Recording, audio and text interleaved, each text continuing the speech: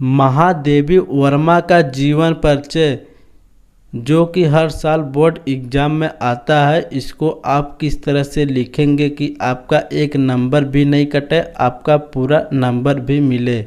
चलिए दोस्तों, हम आपको बताते हैं आपको किस तरह से आपको लिखना है। यहाँ पर आपको लिखना होगा महादेवी वर्मा का जन्म सन, महादेवी वर्मा का जन्म और सन 1907 ईस्वी को उत्तर प्रदेश राज्य के, जन्म सन 1907 ईस्वी को उत्तर प्रदेश राज्य के फरुखाबाद नामक जनपद में हुआ था। फरुखाबाद नामक जनपद में हुआ था। इनके कहाँ हुआ था? फरुखाबाद नामक जनपद में हुआ था। इनके पिता का नाम गोविंद प्रसाद तथा माता का नाम हेमा रानी देवी था। इनके पिता का क्या नाम है? गोविंद प्रसाद और माता का नाम हेमा रानी। दोस्तों, आप इनका जन्म सन याद कर लेना और कहाँ पर पैदा हुए हैं, उनका एड्रेस और माता और पिता और उनका बीच में प्रारंभिक शिक्षा और इनका कब मृत्यु हुई थी और उनकी रचनाएं कुछ। आप इतना शॉर्टकट में याद कर लेंगे, आपका बनाए भी लिख सकते हैं। चलिए हम आपको बताते हैं अपने भाषा में आप कैसे लिखेंगे। हेमा रानी देवी था। इनकी माता एक धार्मिक स्वभाव की महिला थी। इनकी माता एक धार्मिक स्वभाव की महिला थी।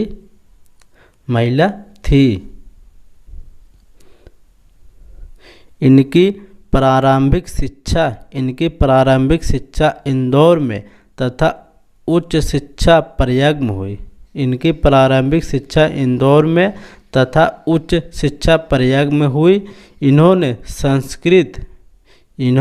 संस्कृत भाषा में एमए उत्तीर्ण किया।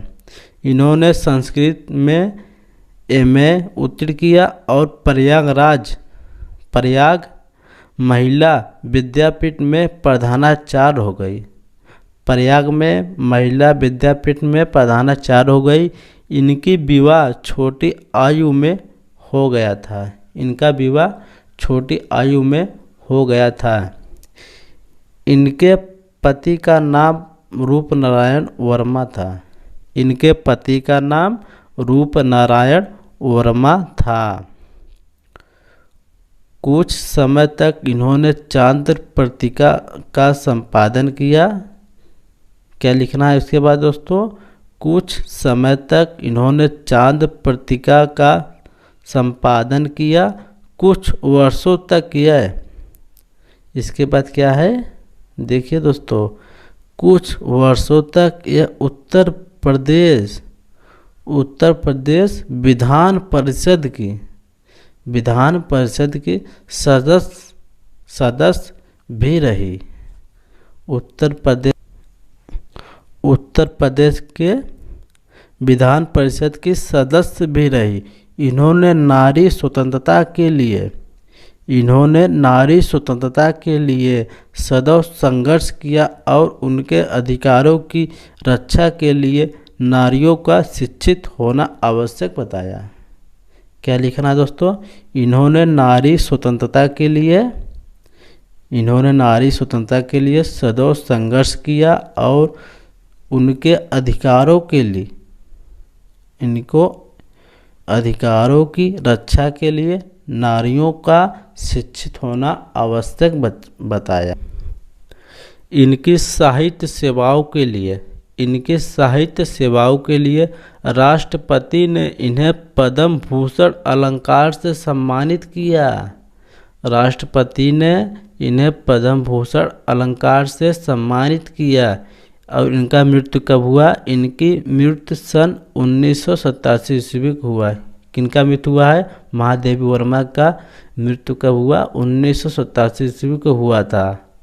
और इनकी रचनाएं, अब दोस्तों इसके बाद आपको यहाँ पर डालना पड़ेगा रचनाएं। इनकी रचनाएं क्या क्या है? अतीत के चलचित्र, निहार, रसीम, निर्जा, संध्या गीत, दीप शिखा आदि इनकी रचनाएं हैं। अतीत के चलचित्र, निहार, रसीम, निर्जा, संध्या गीत, दीप शिखा आदि है। दोस्तों आप इसी तरह इनका जीवन परिचय आपको लिख दीजिएगा, आपका पूरा नंबर भी मिलेगा, आपका एक नंबर भी नहीं कटेगा। जिस तरह से आपको हम बताए हैं इसी तरह से आप लिखेंगे, आपका एक नंबर भी नहीं कटेगा। चलिए दोस्तों हम आपको फिर से दोहरा दे रहे हैं। महादेवी वर्मा का जन्म सन 1907 ईस्वी को उत्तर प्रदेश राज्य के एक फरक्राबाद नामक जनपद में हुआ था। इनके पिता का नाम गोविंद प्रसाद तथा माता का नाम हेमा रानी देवी था। इनकी माता एक धार्मिक स्वभाव की महिला थी। इनकी प्रारंभिक शिक्षा इंदौर में तथा उच्च शिक्षा प्रयाग में हुआ। इन्होंने संस्कृत भाषा में MA की उत्तीर्ण किया और प्रयाग महिला विद्यापीठ में प्रधानाचार्य हो गई। इनकी विवाह छोटी आयु में हो गया था। इनके पति का नाम रूपनारायण वर्मा था।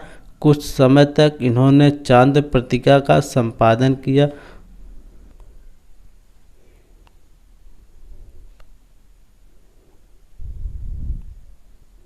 कुछ वर्षों तक ये उत्तर प्रदेश विधान परिषद की सदस्य भी रही। इन्होंने नारी स्वतंत्रता के लिए सदैव संघर्ष किया और उनके अधिकारों की रक्षा के लिए नारियों का शिक्षित होना आवश्यक बताया। इनकी साहित्य सेवाओं के लिए राष्ट्रपति ने इन्हें पद्म भूषण अलंकार से सम्मानित किया। इनकी मृत्यु सन 1987 ईस्वी को हुई। इनकी रचनाएं क्या हैं? अतीत के चलचित्र, निहार, रसीम, निर्जा, संध्या की दीप शिखा।